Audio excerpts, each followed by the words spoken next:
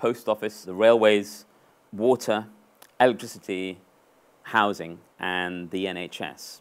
All privatized except for the NHS, which has not been privatized, but has been restructured in such a way that to privatize it would be as simple as flicking a switch.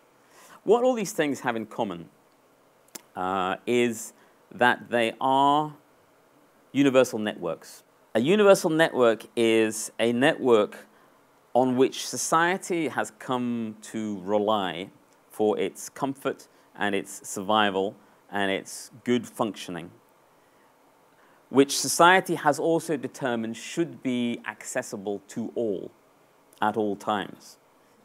The thing that I'd like to focus on is more of a meta-privatization, what this actually means in terms of the country as a whole, of politics, of the economy. Beyond the privatization of these individual enterprises and organizations and pieces of infrastructure, there is this greater privatization, and it all relates to how these organizations are actually paid for.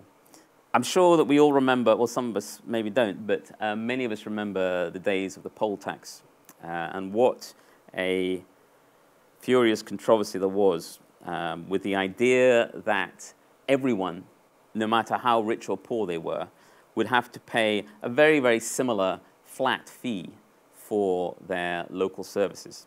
Yes, if your house is slightly bigger, you pay slightly more. If your house is slightly smaller, you pay slightly less. But basically, everyone would have to pay the poll tax. It's a flat fee, seen rightly as very unjust, and meaning, to put it bluntly, that the poor would, and the middle, would end up shouldering a much bigger burden of taxation proportionate to their income than the richest.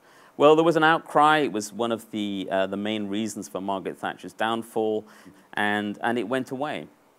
But as it was going away, new forms of poll tax were quietly creeping up all around us. And what a situation that we now find ourselves in is one where, far from having cut taxation, the governments of the Thatcherite and post-Thatcher era have loaded more and more of the burden of tax onto the poorest section of society, proportionate to their income, simply by increasing the charges that we all have to pay for things like electricity, water, rail, even to some extent the postal service, and housing.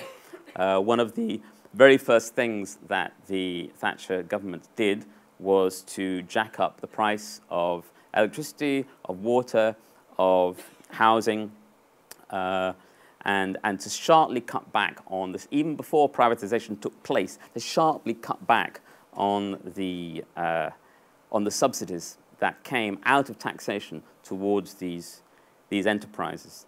Taking the idea of a universal network, which society has decreed everyone must have access to, and then saying everyone has to pay the same for it. The more you do that, the more you privatize the universal networks, the more you go back to a system where the poorest in society are either paying a disproportionate amount for the luxurious infrastructure of the middle and the rich, or even a further stage down the road, and this is what we're seeing now in housing, are actually pushed out of the supposedly universal network altogether, when the de-universalization of availability of these services. I think it's very likely that you will see more and more de-universalization of health in this country as fees start to creep in, more and more advertising pressure, more and more peer pressure, perhaps most importantly, comes in to encourage people to take out private insurance. You already see it in housing, where there is no universal network. In Ireland at the moment, there is a huge debate about water. They have taken the state-owned, state-run, state-subsidized, rather poorly functioning system of water and sewage in Ireland, and where people didn't feel that they had to pay anything for it because it all came out of taxation. They have now moved to a system where everyone is charged. When they tried to say that everyone would have to pay a flat fee for their water, there was an uproar and an outcry, and the government was forced to back down.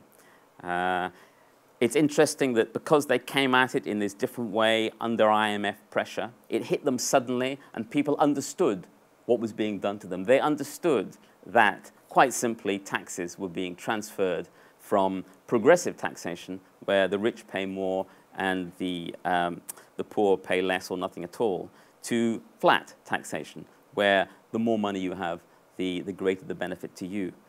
In this country, it's been done more subtly, more gradually, in such a way that people only feel it in their pockets and don't really frame it in terms of the taxation debate.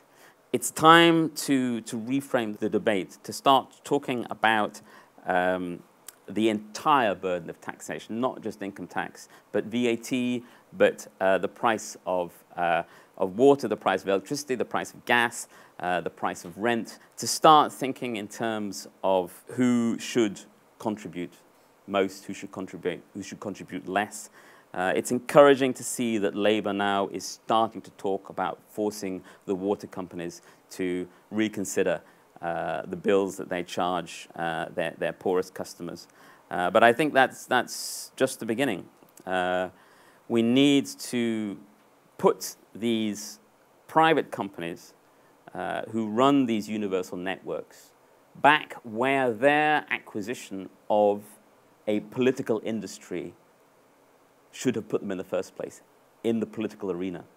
They need to stand up, they need to be made to account in a way that people can understand for how they earn and how they spend.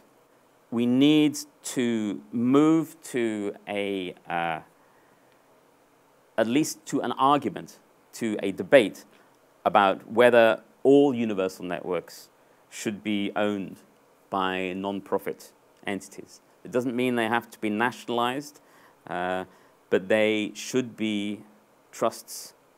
They should be non-profit making. It doesn't mean that they do not get private companies to do much of their work for them, but that is not the same as the assets and the infrastructure actually being owned by non-profit making organizations. We need to have fees for universal networks treated as part of the taxation system.